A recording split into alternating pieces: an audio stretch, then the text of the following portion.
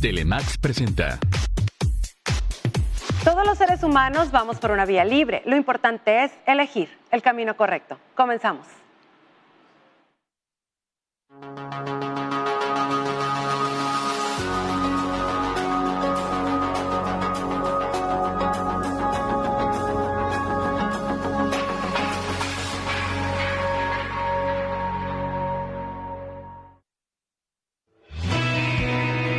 La depresión es hoy una enfermedad común, pero lo que la mayoría no sabe es que este trastorno afecta de forma diferente a los hombres. La depresión masculina está asociada a síntomas particulares, mayores riesgos y un diagnóstico dificultoso, lo que la transforma en una peligrosa enfermedad. Hoy en el programa Vía Libre, el tema es depresión masculina, un problema oculto. Bienvenidos. Muy bien, estamos iniciando con el programa del día de hoy y sí, depresión masculina, un problema oculto. ¿Lo verán los hombres como problema o como simple acontecimiento del paso del tiempo que es normal en un hombre y ahorita lo sacamos adelante? Ay, una nomás por tirar, ¿no? Qué bárbaro. Bueno, ya está con nosotros el psicólogo Alfonso Espinosa de los Monteros. Bienvenido. Buenos días. Eres hombre y háblanos desde el fondo de tu corazón, desde ese tema, depresión masculina, un problema oculto. A ver, Alfonso, ¿por qué se ve como problema? ¿Es un problema? ¿Es algo real, algo que se vive? ¿La depresión? Sí. Sí, es una enfermedad. ¿no? Por ser depresión ya es un problema. Es un problema, así es. Padecimiento. Ajá. Oculto se le dice oculto en el género masculino porque, bueno, existe la idea de que los hombres somos más difíciles de conectar con nuestras emociones. Como somos más racionales, somos más, digamos, prácticos, menos profundos. Sí, y nos cuesta más trabajo, de cierta manera, expresar o reconocer sentimientos de tristeza, porque de alguna manera la cultura nos dice que es debilidad, de que es falta de fuerza, de que no es de hombres. Entonces, de cierta manera, no tenemos esa facilidad que la mujer sí tiene esa facilidad de expresarse, de comunicar, de buscar ayuda. Entonces, en los hombres sí se manifiesta que es a veces un problema oculto y que a veces es más difícil de identificar, sobre todo la persona, ¿no? Que la persona se niega a sí mismo que puede estar en una depresión, ¿no? Entonces, esa es la diferencia que hay entre los hombres y las mujeres. También hay diferencias en cuanto a los síntomas, ¿no? Y los signos, ¿no? Que presentan tanto hombres como mujeres en la depresión, ¿no? Aunque la depresión estadísticamente sí se dice que los hombres es 1 por cada 2 mujeres los que padecemos depresión, pero al final de cuentas la mujer también tiene factores de protección en cuanto a la depresión que le ayudan muchas veces a no caer en esos factores, ¿no? en esa posición. Ahora, ¿pero por qué? ¿Qué es? Por cuestiones de protección. Los factores de protección. De la mujer. Que la mujer se comunica más, que la mujer es mucho más platicadora, que la mujer lo externamos. Lo externa más rápido. La mujer le cuesta mucho más, no le cuesta tanto trabajo estar rodeada de personas. Los hombres sí, por lo regular. Por ejemplo, el hacinamiento no lo toleramos tanto. O sea, las mujeres sí, o sea, pueden estar en una habitación arreglándose 2, 3, 4, 5 y se ayudan entre ellas y todo. Y los hombres no, los hombres por lo regular, muchas personas en una misma habitación nos pone de mal humor, nos hace inclusive ponernos agresivos, ¿no? Entonces, la mujer sí tiene esos factores de protección que le permiten de cierta manera poder convivir y poder de alguna manera externar, o tiene esa facilidad de externar más lo que siente, ¿no? Ahora, primero hay que ver que la depresión es una enfermedad, sí, pero también hay que ver cuál es el origen de la depresión, ¿no? Porque la depresión, según varias corrientes, tiene 3 orígenes, ¿no? Es el origen que le llamamos la depresión endógena, que esa depresión no obedece a ninguna situación, ni obedece a ningún factor, digamos, de aprendizaje, ni a ningún factor social o de interacción, sino que es por cuestiones únicas y exclusivamente biológicas, por razones que inclusive pueden ser ya hasta genéticas, ¿no? Que ya traemos. Entonces hay personas que dicen, bueno, es que realmente no tienen nada para tener una depresión. Bueno, quizás ya traiga la disposición genética, o como lo vemos claramente en el trastorno bipolar, ¿no? Ajá. Que el trastorno bipolar es un polo depresivo y un polo hipomaníaco o maníaco, ¿no? Entonces, por eso se llama bipolar. La depresión es un trastorno unipolar, únicamente manifiesta el polo depresivo, ¿no? El bipolar tiene los dos polos, tiene el polo depresivo y el polo maníaco hipomaníaco, que es, por ejemplo, cuando la persona le da por gastar mucho, cuando la persona se siente con periodos de mucha energía y cae, por ejemplo, en las compras excesivas, y luego entra el polo depresivo. Y para salir del polo depresivo, vuelve otra vez al polo maníaco. Entonces, pero eso ya es por cuestiones biológicas que se tienen que tratar pues con litio y ciertas cosas, ¿no? Sí, ya con medicamento controlado. Así es, con medicamento controlado, no es por cuestiones de interacción, ¿no? Y luego tenemos ya la depresión, que es la exógena, que es la que sí es por cuestiones de interacción, digamos, pérdida de trabajo, por problemas de problemas de salud. La depresión tiene una entrada y un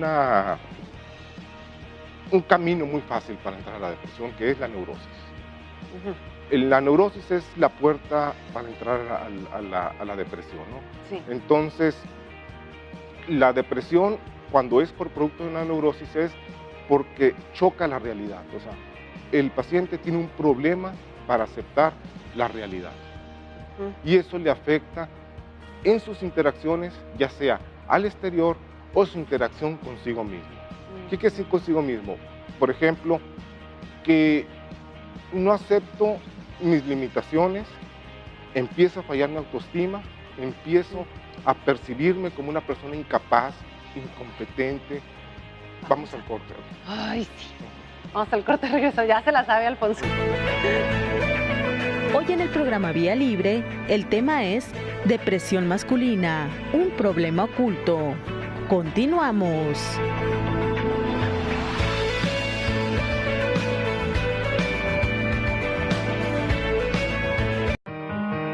Lo más triste que le puede suceder a un ser humano es sentirse vacío teniéndolo todo.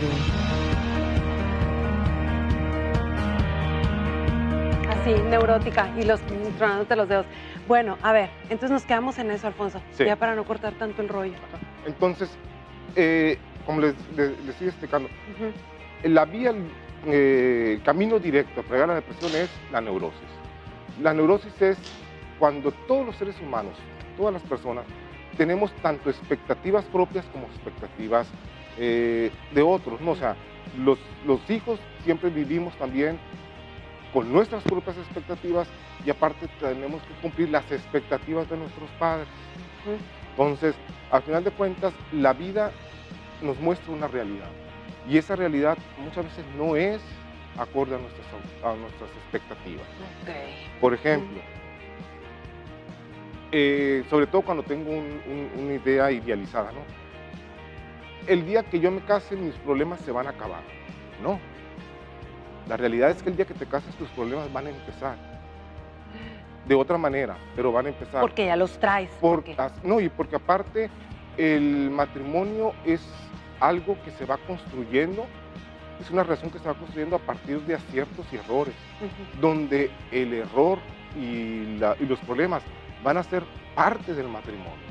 O sea, no hay matrimonio perfecto, no hay pareja perfecta. Y los problemas precisamente son, como decía Einstein, el ser humano crece en la crisis. Entonces los problemas deben de ser el punto de partida para hacer los cambios que requiero hacer y poder crecer en la relación. Entonces, si yo pienso que tengo las expectativas de que casándome ya no voy a tener problemas, obviamente cuando me enfrente a la realidad no va a cumplir con mis expectativas. Y así va. Entonces, muchas veces hay que ver qué es la realidad. No la podemos cambiar, pero lo que sí podemos cambiar muchas veces, lo que tenemos que cambiar o adecuar es mis expectativas a la realidad. Entonces, cuando mis expectativas no cumplen con la realidad, surgen problemas tanto externos, como comenté, como internos. Internos es, por ejemplo, que tengo una boda dentro de 15 días y resulta que subí 10 kilos y el vestido que yo planeo ponerme no voy a entrar en él. Me voy a poner a dieta y en 10 días voy a adelgazar 10 kilos. No. O sea, hay que ser realistas, hay que ser, sí, tener un pensamiento positivo y lo que quieras, pero también que mis expectativas vayan acorde a mi realidad. Entonces, muchas veces el problema no está en la realidad, el problema está en que tenemos expectativas fuera de la realidad, ¿no? Y entonces la realidad nos va enfrentando a que nuestras expectativas están más planteadas, nos frustramos, muchas veces empiezo yo a sentirme incompetente, siento que no funciono, empiezo a llenarme de culpas, y entonces ese es uno de los síntomas más importantes de la depresión.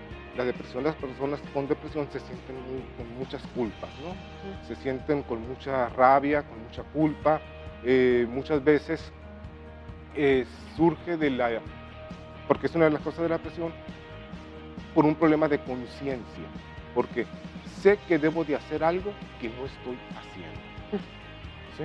Entonces, ejemplos puedo poner muchos, o sea, sé que estoy tolerando que mi esposo me ponga los cuernos, sé que esto no es lo bueno, pero me quedo callado, se va quedando callada, aguantando. Surge un problema de conciencia entre que no es la vida que yo quiero vivir, no son mis valores los que estoy viviendo, y empieza la persona a llenarse de culpas, a ver que su vida no cumple con sus expectativas y cae en una depresión, ¿no? Y por último tenemos la depresión noógena que decía Víctor Frank.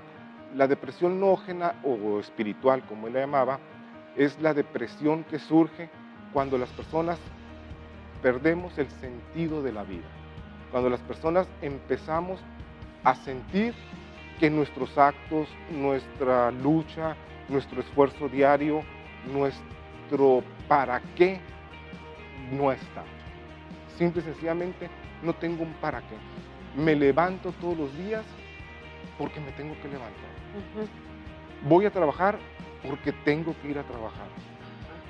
Pero no encuentro un sentido o un significado o un para qué de estar viviendo. Y entonces dice Víctor Frank, la pérdida de significado o el no encontrar el significado de la vida no es un problema ni biológico, ni es un problema psicológico, sino es un problema espiritual, ¿no? Y entonces son los tres tipos de depresión que surgen, ¿no? La biológica, la psicológica o exógena, o la espiritual, que es la noógena, ¿no? Entonces, es ahí la complejidad de la depresión. Cuando llega el paciente, identificar qué es lo que está causando su depresión, ¿no? Si es algo biológico, pues obviamente a los psicólogos no nos compete, lo tenemos que remitir con el psiquiatra, que es la persona adecuada para poder atenderlo, medicar y recetarlo. Si es psicológico, obviamente sí. Y espiritual, también nos compete a los psicólogos porque trabajamos precisamente con los valores del paciente, ¿no? Entonces, muchas veces no es que la vida no tenga valor, sino que la persona no identifica o hay algo que está bloqueando que no le permite identificar los valores, ¿no? Y entonces el psicólogo lo que tiene que hacer es tratar de acompañar al paciente a que identifique o le encuentre el valor a su vida, ¿no? Porque yo no le puedo dar, ni nadie le puede dar un valor a mi vida. Es la responsabilidad de cada quien. Sí, entonces, pues ver qué es lo que que estar convencidos de uno mismo. Exactamente. Entonces, que el paciente encuentre ese valor a su vida, le encuentre ese significado, ese para qué, ¿no? Como decía Nietzsche, cuando una persona tiene un para qué, el cómo siempre lo va a encontrar, ¿no? Sí, entonces, lo importante es encontrarle el para qué a la vida y que la persona se mueva, ¿no? Y ese para qué vivir, decía Víctor Frank y algunos psicólogos existenciales, se va perdiendo por la incapacidad de desear. O sea, vivimos tanto en una sociedad que desde chiquitos nos van enseñando que desear es malo. Y por otro lado, regresamos con eso, Alfonso. Sí, vamos a ver por qué desear es malo. Así crecimos educando. Estás viendo Vía Libre con Marta Hinojos y Alfonso Espinosa. Regresamos.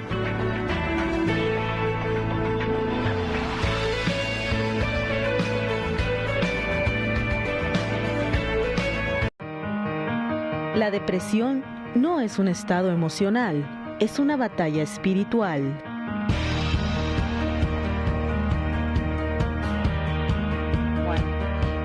Bueno, ya estamos de regreso y nos quedamos con eso. Me llamó la atención. Es malo desear, con eso crecemos, nos educan, pero tiene un fondo, Sí. ¿no? Hay algo inevitable del ser humano, desear. Los seres humanos deseamos. Pero desde chiquitos nos van enseñando muchas veces que nuestros deseos no son buenos. Por ejemplo, como te decía en el corte, si yo deseo un juguete o algo, o yo deseo, por ejemplo, estudiar en el TEC de Monterrey, y le digo, papá, es que yo quiero estudiar en el TEC de Monterrey, y luego viene alguien, ¿por qué mortificas a tu papá diciéndole que deseas estudiar en el TEC de Monterrey? Sabes bien que tu papá no te lo puede pagar. ¿Qué no ves que tu papá sufre porque te estás pidiendo algo que no te puede cumplir? Entonces me van intentando culpa. O sea, mi deseo está turbando la tranquilidad de mi papá. Soy malo porque mi deseo es malo, porque hace sufrir a mi papá. Y así, ¿no? O sea, obviamente no hablemos del deseo sexual, ¿no? Que nos van enseñando que es malo, que hay que controlarlo. Muchas veces nos van enseñando desde chiquitos, por ejemplo, ni siquiera expresar, o sea, no digas lo que sientes porque lastimas a tu abuelita, lastimas a tu tío, y entonces nos van enseñando que desear es malo, cuando realmente desear es algo que no lo podemos evitar, ¿no? Ajá. Como dice Lacan, el problema no es desear, porque yo para desear no tengo que hacer nada. O sea, yo puedo ir por la calle y de repente puedo ir viendo, por ejemplo, puedo ir por galerías, por lo que ustedes quieran, y voy viendo la ropa y la voy sintiendo, no tengo que esforzarme para desearla. Ajá, volteas y dices tú, ya me vi. Exactamente. Ajá. O voy viendo una mujer e inmediatamente, o sea, la mujer no tiene que hacer nada para que yo la desee, simplemente la deseo, ¿no? El problema es aprender a desear, ¿no? Aprender a elegir nuestros deseos, ¿no? Y entonces, cuando vamos perdiendo, cuando vamos sintiendo, o sea, por ejemplo, yo deseaba mucho esto y no lo pude conseguir. Por lo tanto, mi problema son mis deseos. Entonces yo mismo voy aprendiendo a reprimir mis deseos para no sufrir. Y eso va limitando mi capacidad de desear o mi capacidad para identificar mis deseos, ¿no? Entonces, los seres humanos necesitamos aprender a hacer contacto con nuestros deseos, reconocer nuestros deseos y elegir. Porque, por ejemplo, el deseo sexual es algo natural, es algo que todos los seres humanos tenemos, igual que los animales. Si no, no hubiera reproducción, si no hubiera ese deseo, no nos vinculáramos. No hay acción, no hay... Ajá, no hubiera. Entonces, es algo que ya lo traemos. El problema no es desear, el problema es qué deseo hacer por mi deseo. Ajá, entonces, eso es aprender a educar nuestros deseos, ¿no? Y entonces de ahí va surgiendo lo que Víctor Frank llamaba, lo que es, como decía en el corte, que la depresión muchas veces es una lucha espiritual, ¿no? Es una lucha entre el sentido de la vida y entre el para qué de mi vida, ¿no? Elegir, porque al final de cuentas el sentido de la vida es una responsabilidad de cada uno y cada uno se lo va dando, ¿no? Y entonces, muchas veces ese conflicto de los deseos, de las expectativas, por ejemplo, sobre todo en la adultez, que empezamos a sentir que de alguna manera, ¿para qué me casé? O sea, ¿para qué tuve hijos? Al final de cuentas me quedé solo, se fueron. Las brujas de mis nueras vinieron y se los llevaron a mis hijos, o en fin, empiezo... Como a menospreciar todo lo vivido y lo logrado. Exactamente, o empiezo de alguna manera a decir, pude haber yo hecho más por ellos. Pues eso tal vez sí, pues, o sea... Y siempre, porque quizás ese es el problema del ser humano, es que siempre cargamos con una cuota de culpa, porque siempre podemos haber hecho las cosas mejor, ¿no? Entonces, vamos perdiendo la paz y la tranquilidad con nosotros mismos. Entonces, el no saber hacer ese balance y ese ajuste de cuentas que me permita aceptar mis errores, sobre todo reconciliarme con mis errores, saber reconocer que sí, que quizás a veces fui maduro, que a veces fui impulsivo, que al final de cuentas ¿por qué no? A veces flojeé, lo que sea. Y no tener esa clemencia conmigo mismo en la adultez me va llevando, obviamente, a una depresión, como decía Erickson, a un estado de una lucha de vivir completamente peleado conmigo mismo, ¿no? Y entonces, obviamente, entramos en una neurosis, porque hay un desequilibrio otra vez de no aceptar la realidad, ¿no? Fíjate, entonces el tema del día de hoy, depresión masculina, un problema oculto, caemos con todas estas vivencias que nos has platicado en todo el programa. Los hombres entonces es más oculto, se sufre más, Sí. es por eso los infartos, porque no externan. Ajá. Fuimos educados, hombres y mujeres, un tanto diferente y de la manera machista más los hombres, y las culpables somos las mamás, ¿verdad? Sí. Entonces, he ahí los resultados. Sí, por ejemplo, un hombre, en el caso de la pérdida de un hijo, por ejemplo, mamá, al hombre se nos exige, debes de ser fuerte, no debes de llorar, Sí, no debes de ser el pilar de la familia, y no nos permitimos, por ese estereotipo, expresar de que el dolor, tratamos de meternos en el trabajo, de evadir de alguna manera, de demostrarle quizás por amor a mi esposa de que soy fuerte, mira, confía en mí, y al final de cuentas ella también necesita saber que yo siento.